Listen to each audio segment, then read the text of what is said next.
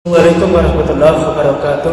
Waalaikumsalam warahmatullahi wabarakatuh. Alhamdulillah kita bertemu kembali dalam keadaan yang sehat walafiat. Kita dimampukan oleh Allah Subhanahu wa taala untuk melakukan kajian hadis yang terdapat di dalam Riyadhus Shalihin, dan kita lanjutkan untuk hadis yang ke-48. Kita masih membahas tentang perlunya kita mengendalikan amarah, karena setiap manusia itu punya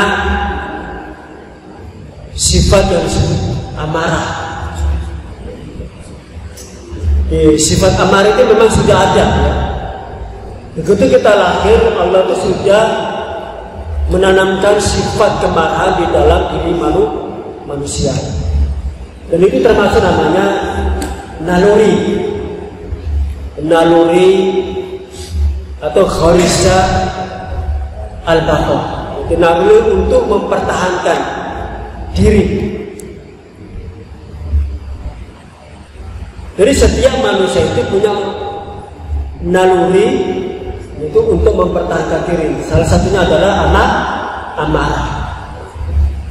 Misalnya naluri mempertahankan diri itu adalah keinginan untuk menguasai, memiliki, punya HP, ya, punya dunia, punya harta, punya istri, punya anak, ya. Itu naluri, ya. Tapi naluri mempertahankan diri itu cenderungnya setiap manusia itu adalah untuk bagaimana dia mempertahankan agar dia memiliki sesuatu dan menguasai segala sesuatu. Nah, ketika keinginan memiliki, menguasai itu diganggu oleh orang lain, maka bentengnya untuk mempertahankan kekuasaan dan kepemilikan itu adalah yaitu dengan dimunculkannya sifat amarah. Ini sama, ya, sama dengan kalian juga. Saya punya ini, kemudian ada orang berusaha untuk merebut ini itu, ya, pasti Anda akan melakukan perlawanan. Dan itu adalah bentuk daripada kemarahan seseorang. Ada yang lemah, ada yang sedang, ada yang keras itu, bahkan tidak terkontrol, tidak terkendali gitu, sehingga uring-uringan, marah-marah itu, maunya berantem gitu. Nah, oleh karena itu Rasulullah SAW itu selalu mewasiatkan, selalu memberikan nasihat, ya, kepada siapapun, termasuk kepada umatnya, agar mengendalikan amarah itu.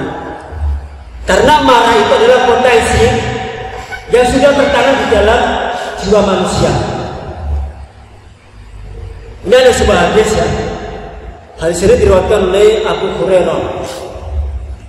Ada yang kenal Abu Hurairah? Gak ada yang kenal, kan? Iya, kan dia baru belajar. Abu Hurairah sudah meninggal. Ini adalah orang yang hidup di zaman Rasulullah SAW. Jadi ada salah seorang sahabat yang paling banyak meriwayatkan hadis. Itu yang paling banyak meriwayatkan hadis adalah Abu Hurairah. Anna rajulan, bahwasanya ada seorang laki-laki, qala lin-nabi sallallahu alaihi wasallam, berkata kepada Nabi sallallahu alaihi wasallam, Ausi, nasihatlah aku. Ini ya, seorang laki-laki, ya, ini yang masih muda.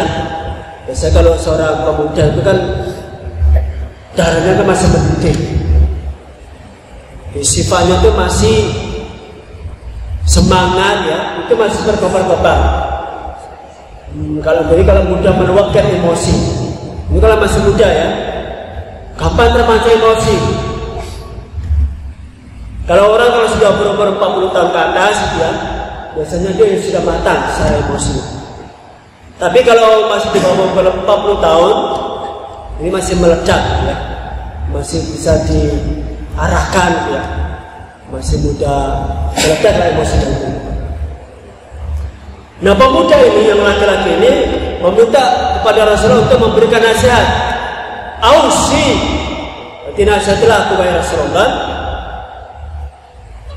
Nah, ketika Rasulullah itu memberikan nasihat kepada seseorang, Rasulullah itu paham karakter seseorang.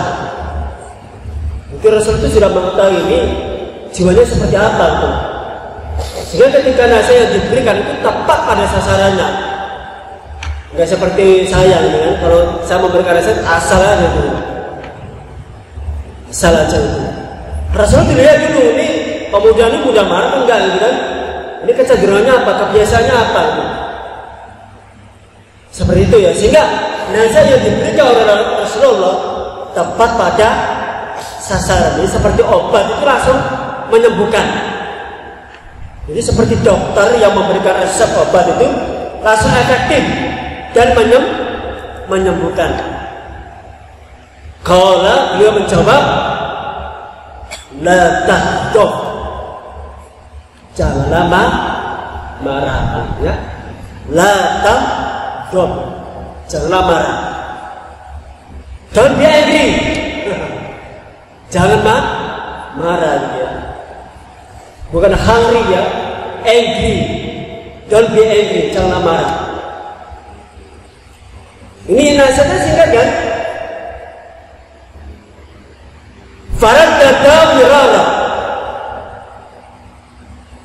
Dan laki-laki itu mengulang-ulang, berulang-ulang itu ya, berkali-kali bertanya meminta untuk berikan nasihat. Bukan nasihat cuma la taghdab, janganlah marah, don't be angry. Maksudnya cuma itu aja nasihatnya kan? Kalau saya kan panjang lebar ya, harus begini, harus begitu, tidak boleh begini, harus begini kan, panjang gitu kan, tapi nggak dilaksanakan. Tapi Rasulullah dia, karena dia tahu kecenderungannya, tahu jiwanya seperti apa, nasihatnya apa yang dibutuhkan, sehingga efektif dia tepat pada sasaran itu. La taghdab, janganlah marah. Tanya lagi Rasulullah, nasihat aku lagi, la taghdab. Udah 3 kali, bisa 3 kali. Jadi janganlah mudah marah itu.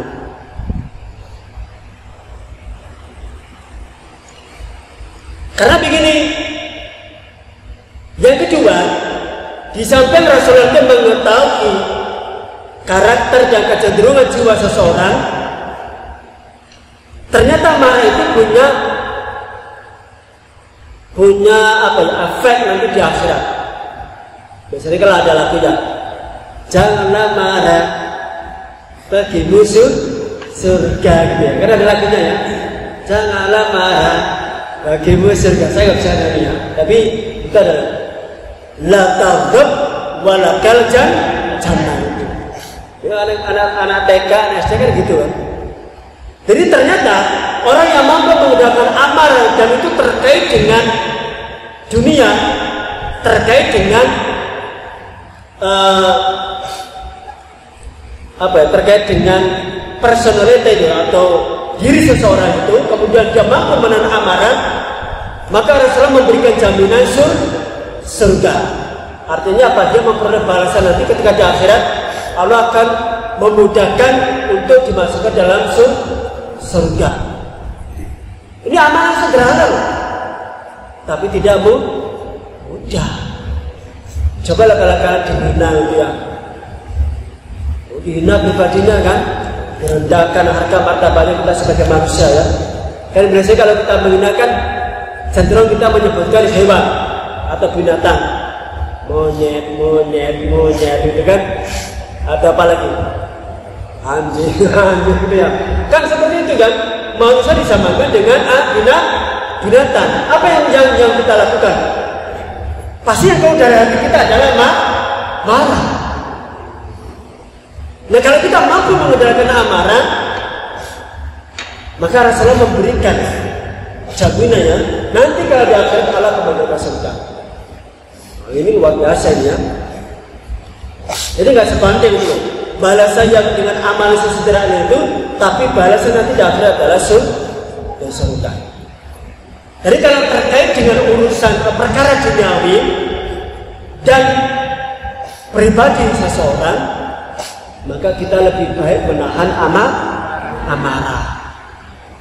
Tapi kalau terkait dengan agama dan kehormatan Islam, dengan kehormatan Allah dan Rasulnya, maka kita tidak boleh diam.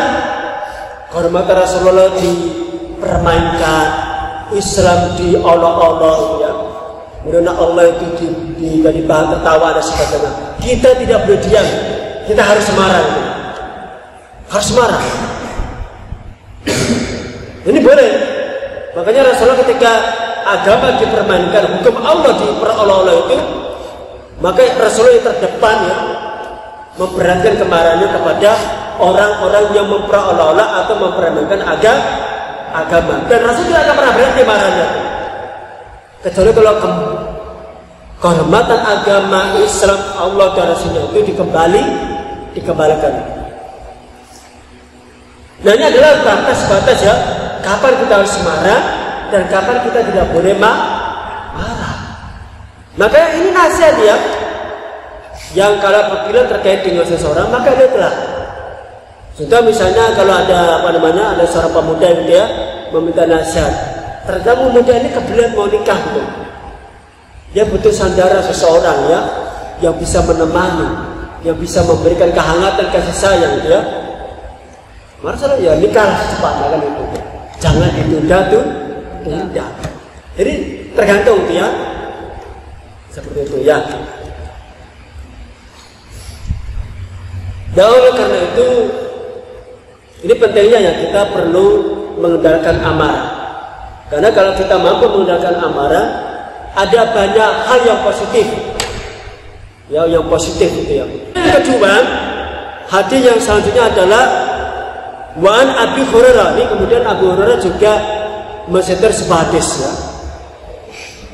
Mereka sebuah hadis dari Rasulullah sallallahu alaihi wasallam. Qala Rasulullah sallallahu alaihi wasallam, "Ma yazalul bala."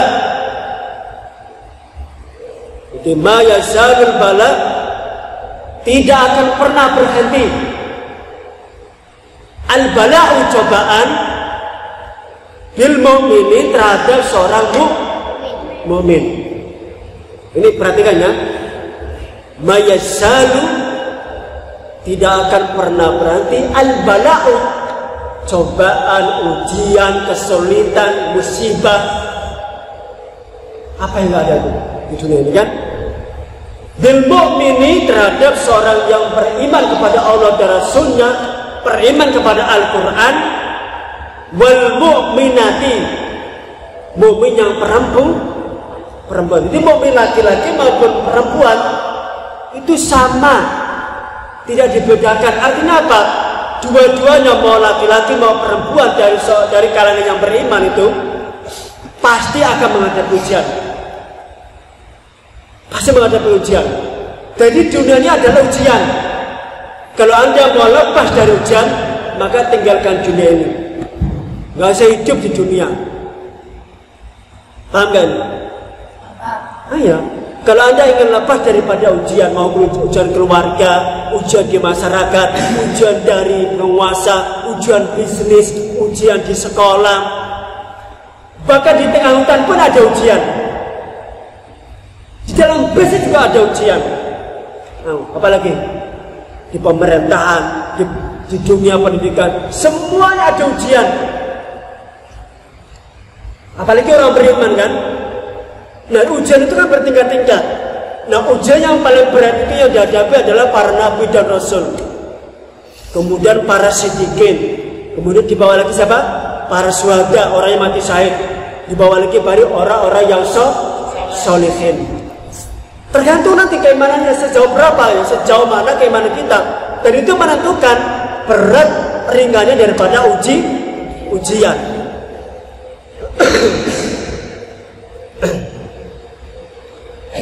Finafsihi, terhadap dirinya, wa waladihi, terhadap anaknya, Ujiannya macam-macam kan. Saya sebagai seorang ayah gitu ya, saya punya ujian terhadap anak atau maupun terhadap istri. Belum nanti menghadapi mertua, belum nanti menghadapi kakek dan nenek. Apalagi deh, itu ujian. Belum nanti ujiannya terhadap apalagi kerja, terhadap teman. Belum nanti kalau di sekolah menghadapi siswa, di pesantren menghadapi santri, mau santri laki-laki maupun santri putra. Berdua kan? Maksudnya putra dan putri gitu ya. Wa maliki dan terhadap bakranya. Jadi ada ujian harta. Harta itu menyenangkan kan? Ada yang didapatkan dengan cara halal maupun haram. Begitu melihat warna merah dan hijau matanya berubah. Kalau warna hijau berubah menjadi hijau. Kalau merah berwarna merah. Kalau kuning berwarna kuning. Gambarnya apa tuh? Yang 5.000 itu gambarnya apa? King Kongnya. Jadi berubah semuanya ya. Hatinya berubah. Ya kalau harta itu kan menyenangkan. Siapa yang gak doyan dengan duit? Bahkan hanya harta dengan warisan itu saudara sendiri bisa dibunuh dia. Jadi macam-macam ya. Beraneka ragam ya. Allah memberikan ujian. Mau terhadap dirinya, harta, istrinya, apapun itu ya, itu adalah ujian. Mau yang menyedihkan maupun yang menyenangkan. Makanya kalau Anda ingin melepaskan daripada ujian, ya udah Anda tinggalkan dunia ini ya. Jadi nggak ada nanti yang bebas daripada ujian. Cuma bagaimana kita menghadapinya itu ya. Hatta yalqallahu ta'ala wa ma 'alaihi khati'ah. Sampai dia menghadap kepada Allah yang maha tinggi, wa ma 'alaihi khati'ah, sehingga ia dalam keadaan tanpa dosa. Artinya apa? Ujian itu bagi orang yang beriman itu mampu menghapuskan dosa. Jadi kalau semakin banyak dosa, maka semakin banyak ujian. Karena apa? Allah itu sayang kepada kalian itu. Supaya apa? Nanti ketika di akhirat dosa itu sudah terhapus. Karena apa? Anda bersabar menghadapi ujian. Itu sederhana gitu loh. Tapi tidak mudah ketika kita menghadapi ujian. Jadi rumusnya sederhana. Begitu kita menghadapi ujian, tujuannya adalah salah satunya adalah untuk menghapuskan dosa. Itu enaknya kalau menjadi orang beriman gitu loh. Coba kalau kita menjadi orang yang tidak beriman, ujian itu bukan menghapuskan dosa, tapi sebagai peringatan, sebagai siksaan bagi orang yang tidak beriman kepada Allah. Tapi orang yang beriman kepada Allah, beriman kepada Al-Quran, beriman kepada Rasulullah, ujian itu menjadi penghapus dosa. Enak kan? Itu bentuk kasih sayang Allah kepada orang beriman. Nah ini ya betapa Rasulullah ini menjelaskannya beragam-ragam ya, berbagai ragam redaksi dalam hadis ya, untuk memberikan motivasi ya kepada orang beriman dalam menghadapi kemarahan. Jadi ada tips, ada batasan, ada motivasi. Dan ini yang disampaikan oleh Rasulullah SAW, dan itu berdasarkan wahyu Allah Subhanahu wa Ta'ala. Nah nanti inilah yang dua hadis ini yang perlu saya sampaikan. Mudah-mudahan Allah Subhanahu wa Ta'ala memperkuat dalam mengendalikan amalan. Cukup sampai di sini ya. Mungkin siratal mustaqim. Wassalamualaikum warahmatullahi wabarakatuh. Waalaikumsalam.